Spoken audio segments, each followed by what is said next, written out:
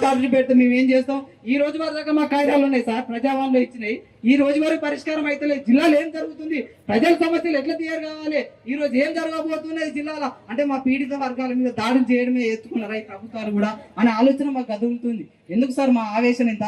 ఈ రోజు SC ST commission chairman ఉంది, కమిటీలో సభ్యులు మమ్మల్ని పెట్టలేదు, పెట్టకపోయినా బాధ లేదు. సభ్యులు ఎవరు, ఆ సంఘాల యొక్క విశేషం ఏంది, ఆ పనిచేస్తున్న నాయకుల లక్షణాలు ఏంది అనేది మీరు అర్థం చేయాలి సార్. ఈ జిల్లా కలెక్టర్ గా మీ యొక్క బాధ్యత. మేము కూడా ఎస్సీ ఎస్టీ కమిటీలో అర్హులమే. ఎందుకు ఈరోజు మేము ఆ కమిటీ పేరు చెప్పుకొని ఈ రోజు వరకు నేను రాజకీయ జీవితం ఎత్తుకొని 5 సంవత్సరాలు సుదీర్ఘంగా చేస్తున్నా. ఏ రోజు నేను ఒక్క రోజు కూడా స్టేషన్ పంచాయతీలో పోలే.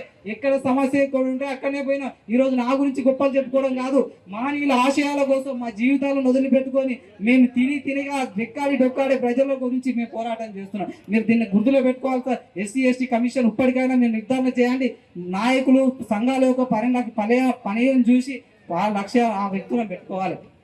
దీని గురించి మీరు స్టడీ చేయాల్సిన అవసరం లేదు. అట్లాగే సార్ నేను ముగిస్తున్న ముందు ఒక 2 నిమిషాలు. ఇప్పటి వరకు హాస్టళ్లలో కానీ స్కూళ్ళల్లో కానీ విద్య గురించి సమరంగా బోధన లేదు. ఇది నేను ప్రాంప్ట్గా చెప్తున్నా సార్. నేను అనేక స్కూల్లో ఎంక్వైరీ చేసిన, అనేక పిల్లలు ఎంక్వైరీ చేసిన. గ్రామాలలోకి పోతే ఒక్కరోజు స్కూల్కి పోతే వాడు 10 రోజులు ఇంటికాడ ఉంటాను. దానికి కారణం టీచర్లు ఒక నిర్లక్ష్యం, పట్టించుకోవట్లేదు. దీనికి వెంటనే మీరు ప్రజలలో చైతన్యం తీసుకుపోవాలి. చదువుతోనే భవిష్యత్, చదువుతోనే మన జ్ఞానం, చదువుతోనే మీరు భవిష్యత్తులో మా తరానికి ఇంకో తరానికి ఏమన్నా ఇవ్వాలనుకుంటే అది విద్య, అది విద్యతోనే సాధ్యం అనేది విషయాన్ని గుర్తుపెట్టుకోవాలి. అట్లాగే మీరందరూ మేమందరం భారత రాజ్యాంగాన్ని స్టడీ చేయాల్సిన అవసరం ఉన్నది. ఎందుకంటే మా జీవిత శైలిలో మాకొక మెట్టు, మాకొక గుడి లాంటిది ఏదైనా ఉన్నదంటే అది భారత రాజ్యాంగం. ఈ రాజ్యాంగం లేకపోతే మేము అట్టడుగు వర్గాలు ఇంకెంటబడి పోయేటోళ్ళం. ఈ రాజ్యాంగమే మమ్మల్ని కాపాడుతుంది, ఈ రాజ్యాంగమే మా దేవుడు, ఈ రాజ్యాంగమే మా గుడి అనేది మేము భావించుకుంటున్నాం. నేను ఎక్కువ సమయం తీసుకుంటే నన్ను ధన్యించాలి. అట్లాగే నేనేమన్నా తప్పు పొరపాట్లు ఉంటే వివరించుకోవాల్సిందిగా కోరుకుంటూ, అట్లాగే ఈ విషయాలన్నింటినీ నా వ్యక్తిగతంగా చెప్తలేను సార్. మీరు ఏ సమస్య గురించి అయినా నన్ను తీసుకురమ్మని నేను లెటర్లు మేము కూడా పెడతా. అవన్నీ మా దగ్గర ఉన్నాయి సార్. కొంచెమైనా పోలీస్ అధికారుల నుంచి కొన్ని ఎంఆర్ఓ అధికారుల ఆఫీసులోకి ప్రజలు పోతే దరఖాస్తులు తీసుకొని దాని పరిష్కారం అయ్యే మార్గంగా మీరందరూ బాట వేయాలని మీ అందరికీ పేరు పేరున ధన్యవాదాలు తెలియజేసుకుంటూ ఈ అవకాశం ఇచ్చిన మీ అందరికీ జై భీమ్, లాల్ సలాం. ఈ రోజు ఉన్న యువతకు బాబాసాహెబ్ అంబేద్కర్, జ్యోతిరావు ఫూలే, సావిత్రిబాయి ఫూలే, జగజీవన్ రావు గారు తెలియలేకపోతున్నారు. అట్లాగే భారత రాజ్యాంగం తెలియలేకపోతున్నారు. మనం మొదటిగా అధ్యయనం చేయాల్సింది ఒకటి భారత రాజ్యాంగం. మన జీవన శైలిలో మనం అధ్యయనం చేయాల్సింది ఒక భారత రాజ్యాంగం అనేది మనం గుర్తుపెట్టుకోవాలి. ఈరోజు కులం అనేది ఒక నిచ్చెనమేట్ల వ్యవస్థ.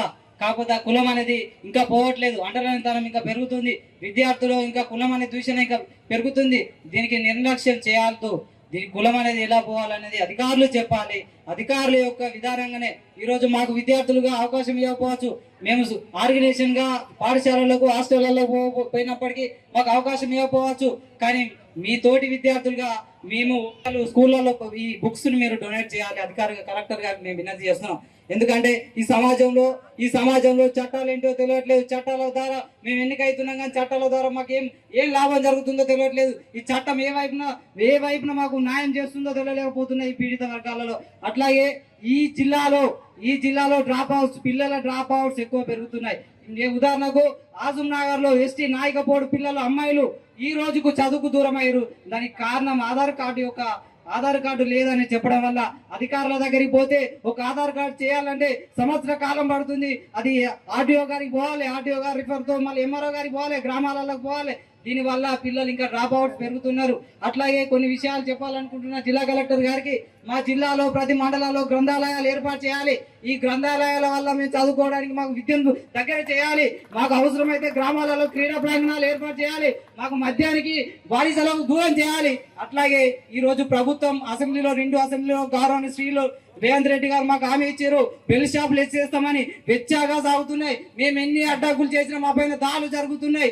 మేము ఉదాహరణకు ఏ గ్రామంలో ఉన్న కిరాణా కొట్టని అడిగి చూడండి, మద్యం ఏర్లై పారిపోతుంది. మా యువత ఖరాబ్ అయిపోతుంది. ఆ యువతలో జ్ఞానం నింపండి, విజ్ఞానం నింపండి, చదువును నింపండి. మా మా హక్కులను మాకు వెలికి తీయండి. అధికారులతో సాధ్యం, మాతో సాధ్యం కాదు, మాతో సాధ్యం అవుతుంది కానీ మీరు పంపలేరు. కాబట్టి కొన్ని చట్టాలకు లోబడి పనిచేయాలి, కొన్ని చట్టాలకు లోబడి పనిచేయాలన్నప్పుడు మాకు ఆటంకాలు జరిగినప్పటికీ మా వంతు సహకారం చేస్తున్నాం. అట్లాగే ఈ గ్రామాలలో అధికారులకు పేద పీడిత వర్గాలు దూరం అయిపోతున్నారు. ఎందుకు దూరం అయిపోతున్నారు?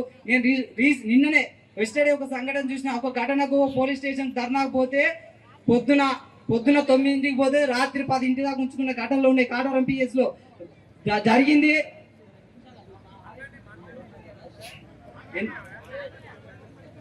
కాటారం పిఎస్ లోకి పోతే 10 దాకా ఉంచుకున్నారు. కాకపోతే ఆ దాడి జరిగింది వాస్తవమే.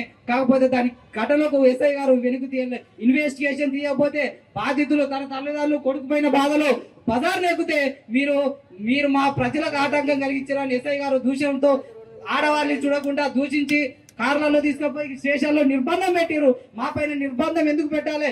ఈ రోజుకి అధికారులు మాకెందుకు? ఎస్ఐ గారిని కలవాలంటే ఒక అడిషనల్ డిఎస్పీని కలిసినట్ట, ఒక ఎస్పీని కలిసినట్ట, ఒక మండల కేంద్రంలో ఉండే ఎస్ఐ గారిని కలవాలంటే ఈ రోజుకి ఎందుకు ఈ స్థాయిలో వస్తున్నారు? మూడో వ్యక్తి ఎందుకు రావాలి సార్? కష్టం ఉన్నవాడు ఆదుకోవాలి. ఈ రోజు మేము స్టేషన్కి పోతే అనర్హత వ్యక్తి ఇంకో వ్యక్తి మమ్మల్ని మేము ఆచరించాల్సిన అవసరం వస్తుంది. ఎందుకు పొలిటీషియన్ మా కష్టాలలో పొలిటీషియన్ ఎందుకు ఇన్వాల్వ్ కావాలి? ఈ చట్టం ఎందుకు మేము స్టేషన్కి పోతే రాజకీయ నాయకులు సాహసం ఎందుకు అవసరం అవుతుంది? మా జీవితాలు ఎందుకు ఇంకా వెనుకబడిపోతున్నాయి? ఎందుకు సార్ ఈ క్వశ్చన్ మాకు? అట్లాగే ఈ పల్మల గ్రామంలో ఈ మండలం ఏర్పడి 6 సంవత్సరాలు అయింది. పల్మల గ్రామం ఈ రోజుకి ఎంఆర్ఓ ఆఫీస్ లేదు. అక్కడ ఎంఆర్ఓ ఆఫీసు కట్టారు, మామూతరంలో చలమణ అవుతున్నారు. మీరు కనుక దీని మీద చర్య తీసుకోకపోతే ఇందిరా మిల్ల కింద పేద ప్రజలకు ఇస్తాం ఎంపీడీ ఆఫీసు నుండి ఎంఆర్ఓ ఆఫీసును. ఎందుకంటే ఈ రోజుకి 6 సంవత్సరాలు 75 సంవత్సరాలు భారత రాజ్య దేశం స్వతంత్రం వచ్చి 78 సంవత్సరాలు అయింది. ఈ రోజు పీడిత వర్గాలకు స్వేచ్ఛ రాలే. అడిగితే హక్కు లేదు. స్టేషన్లో పెట్టి ఫోన్లు గుంజుకొని చేతి చేయండి, ఇబ్బందం చేసి చేయండి. నిర్బంధం చేసిన తట్టుకోలే శక్తి ఉంది మాకు. మా తల్లిదండ్రులు సహకారం చేస్తారు. మేము ఉన్నదోళ్ళు ఎందుకు తిని బతుకు? కాకపోతే ఇంకా ఎందుకు పీడిత వర్గాలను ఇంకా అనగదొక్కాలని ఆలోచన చేస్తారు ఈ ప్రభుత్వాలు? ఎందుకు మమ్మల్ని ఇంకా అధికారానికి దూరం చేస్తారు? ఎందుకు మమ్మల్ని విద్యకు దూరం చేస్తారు? ఎందుకు మమ్మల్ని ఈరోజు దోషులుగా చేయని వాళ్ళేమో రాజులు వెళ్తున్నారు.